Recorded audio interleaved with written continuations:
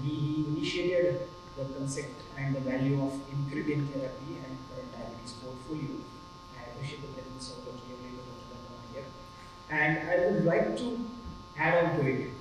I know that Hemant doesn't like to inject a lot of people, but at a certain point of time you are going to require injectable therapy as far as the management of diabetes is concerned. And that is going to put us through one of the new novel choices that you have is, and it's always a challenge, which one to pick up. And Hemant has beautifully addressed this issue, that which is that correct GLP-1 analog that you would like to use, if at all it has to be used in order to get into clinical practice. Unfortunately in India, these drugs are yet to pick that speed. We have not put that leg on the accelerator yet. But in the United States, Andona will agree to me that these are one of the rampantly used drugs for, apart from diabetes, for many more reasons, and one of the latest indication for using the GLP-1 receptor agonist is anti-obesity drug. So I will just take you through a bit of glimpses of what are these GLP-1 analogs. I will just let you know how the way they are classified, how to choose in them, and what are the choices that you guys have, and some carry-on messages. Unfortunately, the slides are not putting too well. But you know that recently the management trends in diabetes are absolutely changing and mesmerizing. We are changing our approach, we are changing our screening ways, we are changing our monitoring ways, we are changing our therapies also. And don't be surprised if you get new guidelines in the coming times. Now why this happens is because we have started being more meaningful. Now we have started measuring more meaningful outcomes, such as disease-free lifespan, such as survival rates, such as time to important events like stroke, myocardial infarction, or a heart failure, or an unstable angina. And rather than just relying on surrogate markers like blood sugars or HbA1c, now we are looking further. So the approach has changed, and primarily that is what Hippocrates wanted us to do. So we have started thinking more seriously from to primum non nocere, which says that first do no harm. And if you remember, those seniors who are sitting in the crowd, you'll realize it, that the primary approach which used to be there, good old approach, which was, I will not say good old approach, but the old approach to manage diabetes was an autocratic approach, which was more empirical, less evidence-based. It was physician-oriented. The patients that took the drug, what doctor wanted, and it was mostly glucocentric, and it was like a biomedical model. And now we have started becoming what? Now we are pantisocentric, we are inclusive, we are evidence-based, we are patient-centered, and now we look for a comprehensive metabolic control approach. And now the model has become a biopsychological social framework of management. Now this is a big way that the diabetes management has changed currently. So if you really look at, the concept of diabetes management, and unfortunately the tracker is not coming up very well, but we manage this glycemic triad of HbA1c, fasting, and grandiose sugars. But then later on, one new aspect was added, a new channel was added, which consisted of less hypoglycemia. We wanted patients not to put on weight, and of course, if at all, we can offer them an additional cardiovascular protection. And so this became a more glycemic composite altogether. And now the glycemic indicators are now changing towards more of a comprehensive care. So let us look at the incretin therapies. And this is a picture of Gila monster. Yes, now the specialty of the Gila monster is that this is the only one of the two poisonous lizards in the world. Which is the second one? Anyone look at the spelling of Gila monster starts from G and it is not H. And the second one, the second poisonous lizard, is Mexican bearded lizard. The first concept, I don't know why and what this guy was doing when he found out exendin in the saliva of the Gila monster. I just still keep on wondering that. But then the great drugs have invented after somebody has tried saliva of a Gila monster. Right? Now this is n number of times you must have seen this slide. what all you have missed, and I'm more than sure about it, what all you have missed is one part of the story is this, that as the rest of the parameters are deteriorating, the incretin effect is also going down, and it is much before, again, almost a decade and a half before actually you get the diagnosis of diabetes. So it's not only insulin resistance, it's not only the insulin levels, it's not only the rest of the things, but it is also an incretin impact, whether it is a quantitative impact or a qualitative impact or both, but it also starts going down a way before. So this is an incredible history. Actually, the concept has been put long back, way back in 1902 by Bayliss and Ernest Charley. And they thought about this something like that. But unfortunately, they could not isolate and extract that hormone. So they tried the extracts of the gut orally in the patients of type 1 diabetes. And naturally, as these drugs, they are destroyed immediately in the process of digestion. It was not, and unfortunately, they tried the patient, those who were very sick and type 1 diabetes. So they had a setback. The concept of incretin was thrown out of the world. In 1932, Laber actually named the term incretin, which really means intestinal secretion of insulin, the origin of the term. And he showed very clearly that the hormone extracted from the upper gut mucosa causes hypoglycemia, especially when injected. But the credit goes to Dr. Michael Knock. The credit goes to Dr. Michael Knock.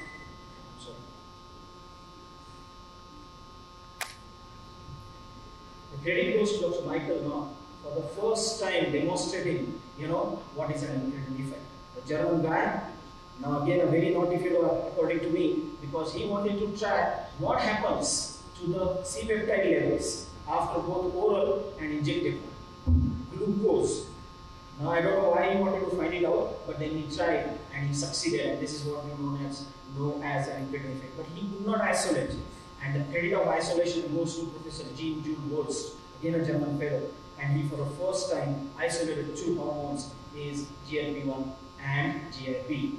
So these are the gut-derived factors, basically, which potentiate the insulin secretion in a completely glucose-dependent manner. Primarily secreted by GL, the K and L cells of intestines, and the derivative or the origin is from the glucagon molecule per se. And they have got a very, very classical effect on the entire islet. They not only have an effect on the vena cells, and they promote insulin secretion in presence of glucose, but what adds to the beauty of the hormones is that it also inhibits the glucagon. But it inhibits the glucagon in a healthier way. It preserves the health of alpha cells. So suppose a patient becomes hypoglycemic, the alpha cell response still is very robust, which actually you need to be. And also, it also has got properties of preserving beta cells by reducing apoptosis, cell proliferation, and increased protein synthesis. But it also has a lot of pleiotropic effects, which is called as buy one get so many things free. And the most important effect, and yesterday you must have heard Dr. Neglo talking about that, whether there is a brain behaving like pancreas. And yes, the major effect comes through the central nervous system and the actions on the central nervous system at the vermicellar nucleus. Okay, now how do you classify them? Simple. Either you classify them depending on the basic backbone or the structure of the GLP. That means that whether it is an exending base or it is a native human GLP base. And then you classify them as an exending and a human GLP base. And then they are subclassified as whether they can be used daily or weekly in both the arms, where daily, that means the short-acting GLPs, are exenatide, lexisenatide, and the exending base weekly is lexinatide or exenatide LR. And then in the human GLP backbone, for the daily use, you have a great molecule liraglutide, and for the weekly use, you have albendazole, semaglutide. And of course, these are all the way you classify them depending on the backbone. And of course, depending on the duration of the action, the similar classification goes from short acting, whether you have one twice daily as exenatide, or once daily it is lexisenatide, or intermediate acting, once daily liraglutide, or long acting, where you have one once weekly And then you have got fixed dose combinations with either injection insulin degludec or glargine. Now, how do you differentiate it? Now, how they get their properties and how do they become short acting or long acting? Right from the short acting everyday injection to a weekly, and that is just done by a good genetic engineering where the scientists in the laboratories under the controlled scenario, they alter the amino acid sequences or add a fatty acid or add something else or add FC segment of a IgG antibody to the basic molecule, and they get the protracted effects of the various actions. And this is how the short actings and this was what the long acting GLPs they look like.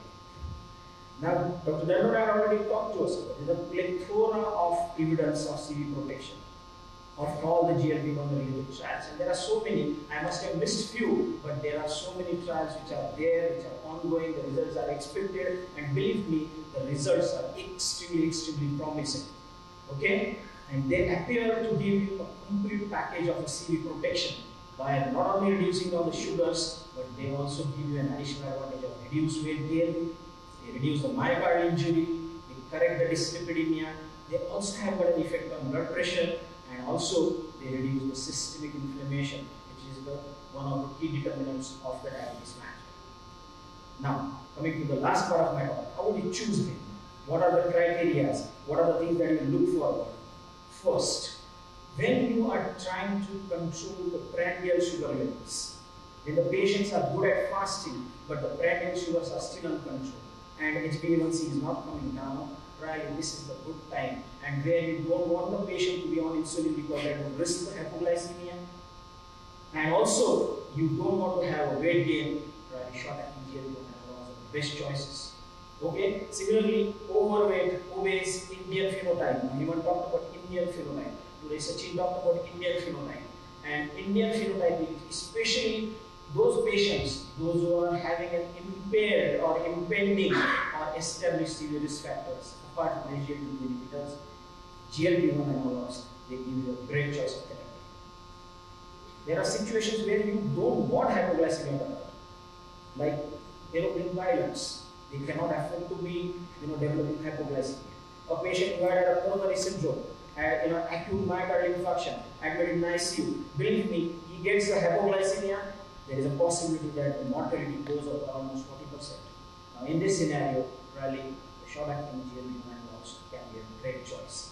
And where are the scenarios where SGLT2 inhibitors cannot be used? Are there any? Yes, I know we should be there. Right? Now, when you want to use once in a week GLP-1 analogs, the patient, those who are not achieving fasting or HbA1c now, so they tend to do very well as far as the fasting, hyperglycemia, or the targets are not contained. Patient, those who have got issues with the adherence, patients are not very comfortable with everyday injection. Now, mind well, some patients are very happy in taking injections very well every day, and most of the Indian patients are very happy to take injections very well. But some patients, some class of the people would be there that no, doctor, I don't want to have daily injection. These are the guys who are right patients for the once in a week injections. When the minimizing risk of hypoglycemia again is very important, and weight loss is an important, an aspirant weight loss. You must have heard Dr. Arya speaking today about the issues, and there are huge gaps between the weight loss therapies by just the lifestyle management and bariatric surgery. And how do you manage this gap? Really, GLP-1 analogs can become great additions. There are different ways of action where short-acting and long-acting analogs they act. I'm not going into the details about it, but in general, you can expect a fall of around 1 to 1.9% of HbA1c on the use of these. Where GLP-1 scores for SGLT2 inhibitors. Now, this is the slide which I want you guys to understand very well. Treating the chronic beta cell insufficiency, SGLT2s cannot because they work independent of beta cells. Okay? Glucagon suppression, SGLT2s will cause rise in the glucagon, so that is always an issue. Bettering the alpha cell response, they are the place where they will score on SGLT2s. Addressing the brain-related factors, SGLTs, they are not as well, they address, I don't say that, but then they do not address that well as these GLP-1 analogs address. renal insufficiency, where SGLT2s cannot be used very freely. Of course, the data is coming up very robustly for the renal safety also. But then, except exenatide, all the GLP analogs can be fairly well used in the renal insufficiency. Similarly, in the hepatic insufficiency. And of course, in those patients, those who have established stroke or peripheral vascular disease, you cannot use SGLT2. You can get trouble medically. So be careful, these are the patients. So you need to be watchful while choosing a GLP. Now what are those patients you will be watchful? Avoid in pancreatitis, avoid in these patients those who have a history of medullary thyroid carcinoma or the multiple endocrine neoplasia too. Or in the patients those who are going through a recent and you want to initiate the therapy and the dehydrating illness, you need to be very careful. This is the renal safety profile, this is the hepatic safety profile of all the GLP analogs put together. There can be a little challenge as far as the antibody formation, especially to the exenatide-based therapy, because this is a new molecule which is entering, so the possibility of developing antibodies are there. Exenatide has the highest possibility of developing antibodies. So be a little careful about the effects. There are some questions which are asked, especially with the long-acting analogs. There are some questions asked about the rise in the heart rate level. But heart rate level, the action happens at the SA node level. So I don't know how much harm that causes, but more studies are required for this. So choosing a GLP-1 RA in combination of DPP-4 inhibitor is not recommended because they are almost on the similar way. So it is as good as giving two sulfonylureas together. Be vigilant on with retinopathy, especially if the patient is on lexisonatide, you need to be a little careful. Another most important thing that albiglutide and exenatide are the injections which are available in the powder form. They need to be reconstituted. So basically the patient education is required. Here, albiglutide has the least GSI effects, but then that's the reason why it is least effective also. So it is least effective, that's the reason why it is the least GSI effects. Gastroparesis, liraglutide scores over exenatide or lexisonatide. Meal patterns can help us to choose whether the patient has a heavy meal or small meals or the type of the meals that he has. That can help. This is just a characterization, a small table that I am trying to give you. Choosing a GLP-1 RA, basically, it's not an everybody's business. Remember that they are not generic medications and you need to pay for it. So be very clear. Little phobia, Hemant says that, but mostly I feel that the phobia lies with the physicians or the diabetologists or the endocrinologists rather than the patients. Fasting hypoglycemia, good that you can use the long-acting GLP-RAs. Prandial hyperglycemia, use short-acting GLP-RAs. 3-point MACE or 4-point MACE, we do have a great CV safety data.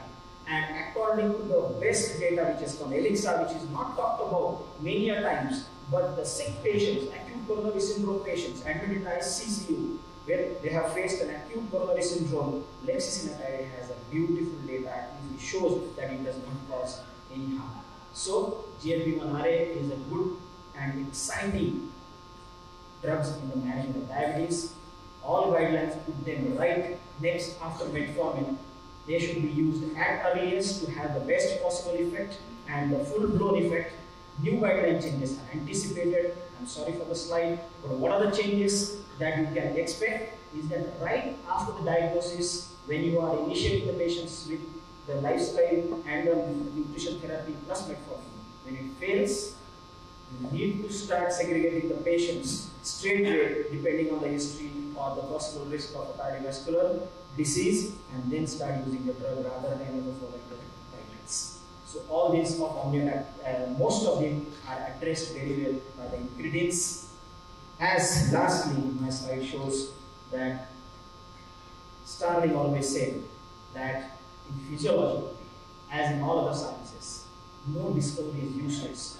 This is the statement of a hurt man. And no curiosity misplaced, not too ambitious. We may be certain that every advance achieved in the quest of pure knowledge will sooner or later take its role in the medical therapy. So today's physiology is going to be the next day's treatment. Thank you for your patience. Sanjay, Dr. Nehru sir, for this opportunity. When this symposium means a lot, that right, what we are missing as far as the anemia and the diabetes, the silent features, or sometimes the features that we probably overlook a little bit and then try to find out, hey, this was happening and I could not realize it. So thank you very much for being here. Now, whenever I'm presenting something, I try to find out, is there an importance attached to this day or a presentation day for diabetes or that kind of a talk that I'm giving. It's very interesting that when I was trying to browse the literature, I found out that this is 25th June today. Actually, in some places it is 25th June today, but there's some places it is 15th June.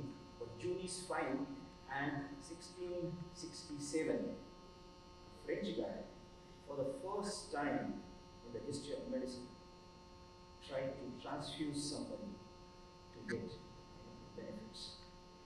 So the credit goes to Dr. Jean-Baptiste Daly, the French physician, and what he did was, he tried to transfuse 12 ounces of sheep's blood to a 15-year-old boy. And the beauty of it was that the boy survived. Then he tried transfusing ox blood to a couple of more patients, and one patient died, and the wife of the patient sued him for killing the patient. And then after that, the whole thing, went out of the box, and then till the early 19th century, when we had our first blood group discoveries, then the whole thing started. So why we should know about actually anemia and diabetes? What is the significance of it? And we all know that now it's not only a communicable disease area now. Our continent, especially the Southeast Asian country, is a hub for all these non-communicable diseases. Whether it's stroke, obesity, diabetes, hypertension, dyslipidemia, cancer, everything. But the outcomes, they worsen when anemia is superadded to it. Why I say that? It's primarily because of that. And remember that anemia in diabetes is mostly an anemia of chronic disease. The presentation is always as anemia of chronic disease. So how do you define an anemia of chronic disease? It is the presence of anemia in a chronic infectious, metabolic, inflammatory condition or the neoplastic disorders, which is not due to the bone marrow. Okay?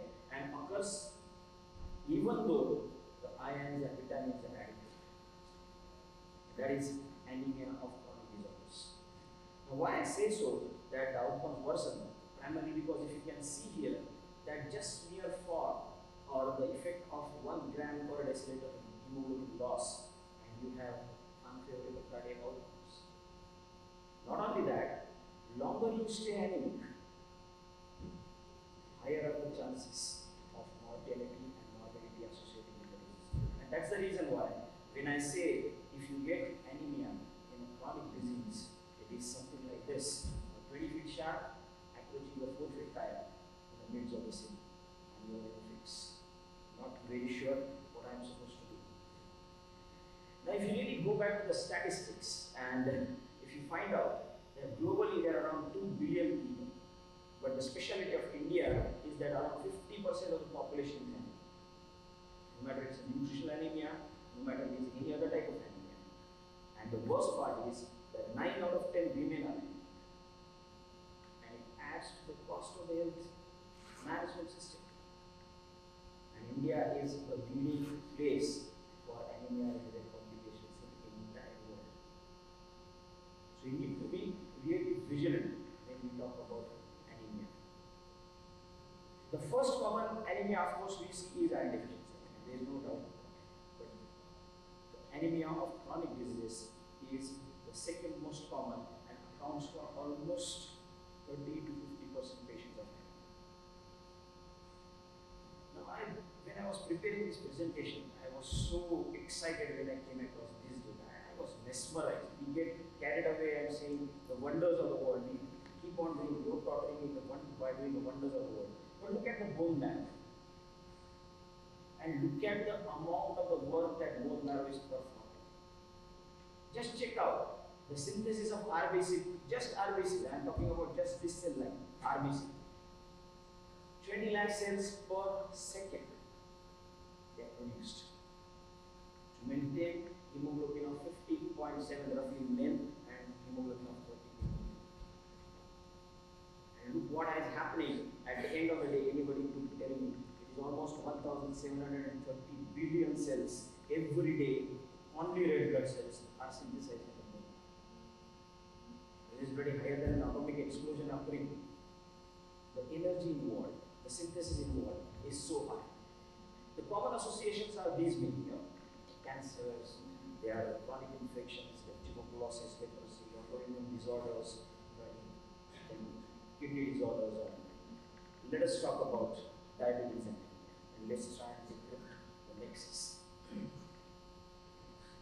So mostly unrecognized, underdiagnosed, and unfortunately undertreated, and has got an impact on all the aspects of diabetes, no matter it is monitoring complications, morbidity, or mortality related.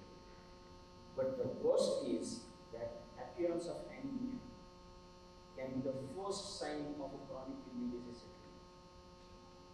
It's very important for all of us to understand that no matter whatever you use sugars or something basic parameters, but do not ever miss on asking for a complete blood count, CBC, every monitoring visits of 3 months in a diabetic patient.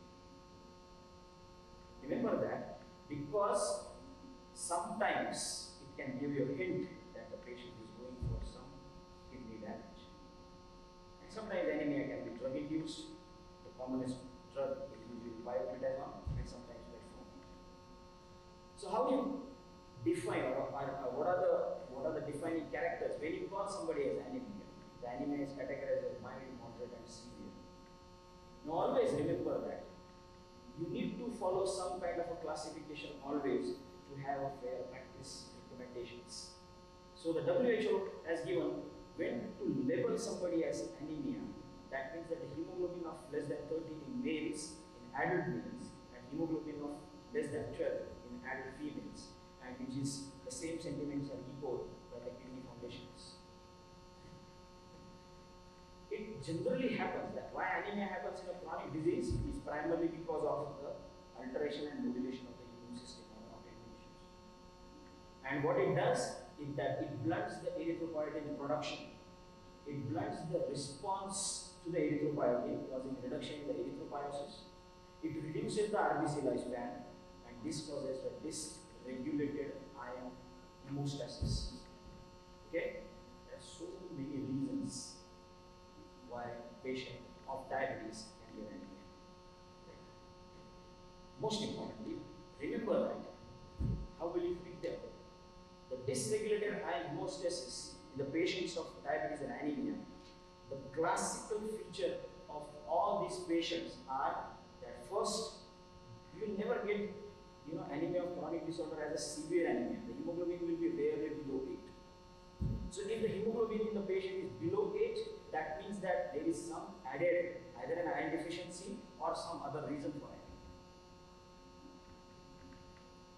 But usually the serum iron levels are usually on the lower side, normal or low total iron binding capacity, low transferrin saturations, and low reticulocyte count. I will elaborate on more once we go ahead with that. And why it happens is primarily because rather than staying in the RBCs, iron tends to stick to the rest of the tissues, especially the reticular endothelial cells. And that's the reason why we need to have something to find out how I'm going to pick up the anemia in diabetes. And one of the prime investigations for investigating anemia of chronic disorders, and they're trying to find out, is something called as role of hepcidin. Now this is a hormone which is synthesized in the liver, and what it does. Hepcidin is produced in liver and it is detectable in serum and urine. It's not a very commonly done investigation. It's very expensive investigation. But it is a key regulatory protein that regulates the iron absorption and distribution. Now why? Because it initiates the degradation of the ferroportin. Now this ferroportin is responsible for picking up iron from the gastrointestinal tract and delivering it to the red blood cells. Now if you degrade that, the iron will not be coming out of the tissues, it will stay back into the tissues. So depletion of ferroportin will stop the transfer of iron from cells to the red blood cells. And unfortunately, the chronic inflammation caused by the chronic disorders will cause rise in the epsilon level through the actions of interferon, interleukin 1 and interleukin 6. Here usually interleukin 6 is usually protective. Here interleukin 6 goes down and interleukin 1 goes up. Okay? Right. Now, how will you differentiate whether I have additional reason, or especially are there any more causes or features of acidity, especially in the chronic kidney disease? Now, anemia of chronic disorder in CKD. Now, what are the features? This happens primarily because of the erythropoiesis issues. Okay, and erythropoietin usually is secreted and usually it is metabolized in liver, but mostly secreted in the kidneys. But it causes a dysregulated response to erythropoietin. There is a less sensitivity to erythropoietin. There is sometimes the patient who is on with dialysis, they have got a insensate blood loss, iron loss. The iron loss is usually more than 1000 milligrams per year. There is a folic acid deficiency. The diazolate fluid takes away a lot of nutrients and leads to a urinary chronic GI illness. And this can all cause related issues. And remember that all these things will give you, as the EGFR goes down, the chances of developing anemia goes down. And that's the reason why many of the patients of chronic kidney disease, they require erythropoietin treatment for the correction of anemia. And this is what I'm talking about erythropoietin. I don't want to go into the details about it. But then erythropoietin has got a role to play as far as the erythropoiesis is concerned. And erythropoietin ensures the maturation of the progenitor cells. Now I will be showing where it acts. It rescues the neocytes, the new red blood cells. It stops them getting phagocytosed. Okay? And erythropoietin helps to sustain the RBC proliferation at the different stages. Now look at this. From the stem cell pool, okay, these are the areas where your granulocyte proliferating or stimulating factors will be active. But this is the place from the progenitor cell.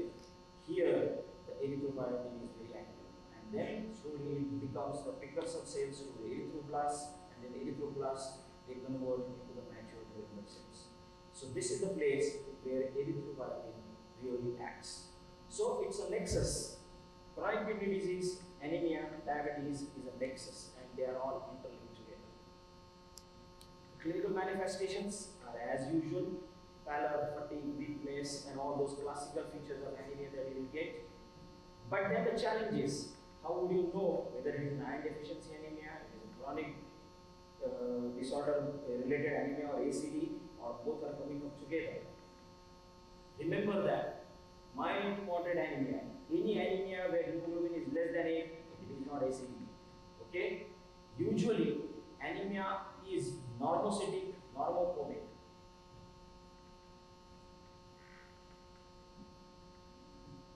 They want me to stop. Okay. So anemia is normocytic, normochromic. The feature is that the serum ferritin level, if it is more than 100, so a classical feature that serum ferritin level will be high and it is usually more than 100, it tells you that it is not an iron deficiency. In iron deficiency anemia, the serum ferritin level will be less than 30. Total iron binding capacity will be normal or it can be slightly reduced. The additional tests that you can be performing are all these things, but I'll tell you how to differentiate between the anemia of chronic disorders and iron deficiency anemia. And just remember this simple chart. Okay? Now I'll show you the more simpler version of this. Just look at these three things.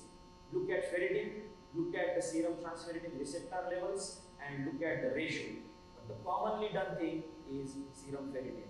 If it is normal to increased, it is anemia of chronic disorder. If it is reduced, then it is iron deficiency anemia. Okay? So will you perform a bone marrow in these patients? Usually no, it is not advocated. You don't have to do a bone marrow unless and until you are suspecting the hematological issues, then only you can do that. And this is what I was talking about. Okay? So the earliest and the easiest approach for the DG differential diagnosis is do a CBC and a peripheral scan. That's all it is needed. Okay? check out. If there is a macrocytosis, naturally you are dealing with a macrocytic or megaloblastic anemia, investigate the patient for that. And look out whether there is a microcytosis or normocytosis. If there is a microcytosis or normocytosis, check for only two things. Check for serum ferritin and check for the transferrin saturation. And here is the differentiation. Serum ferritin low, TSAT low, it is iron deficiency. Serum ferritin around moderate or normal, near normal, TSAT low, it can be anemia of chronic disease plus iron deficiency. But if the serum ferritin is very high, TSAT is very high, then it is an anemia of chronic disorders. Okay? Other parameters like MCH, retic count, hepcidin levels can help you, but I don't feel so you need to go ahead for that. The treatment of the disease is the treatment of the underlying condition. If you treat underlying condition, you will correct it. A lot of times the question is asked, shall we transfuse these patients? My answer usually is no, because of the hepcidin level. If you transfuse this patient, you will get more of hemocytosis. You will get iron deposited in the extra reticular cells or extra reticular endothelial cells. Okay? So iron therapy, again, you should be very, very careful about. If the ferritin levels are above 100, please do not give them iron. Iron therapy is contraindicated if the serum ferritin levels are above 100. So ACD plus IDA, usually yes, here you can give an iron therapy, but unfortunately we don't have very, very effective studies to prove how and when to give iron. So we are looking out for that. So what are the other emerging therapies for the chronic diseases? Now I have written iron chelation. Iron chelation therapy is the best treatment that usually thalassemia patients they get to treat this, the iron toxicity or iron toxicity. Okay, these are all the various modalities. This month's JAP, we have come out with the position statement on the anemia in metabolic syndrome, where I had an opportunity to be one of the authors in some of the interesting ways. This month's JAP, we can go through. It's very, very beautifully written article. So I end up with a story of a breast woman. And a few of you must have heard about this. But I like this story, so I usually talk about this story in my talks. Christopher Nunn left. Gosh, she was beautiful. Chris nearly had an accident.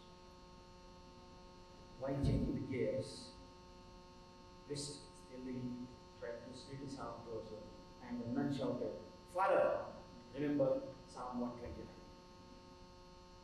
Again, while driving through, he could not stop himself.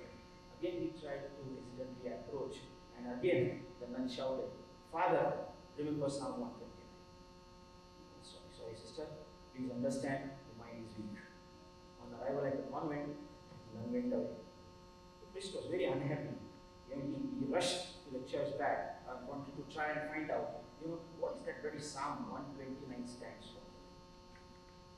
It says, go further, seek, grab it, you will get that.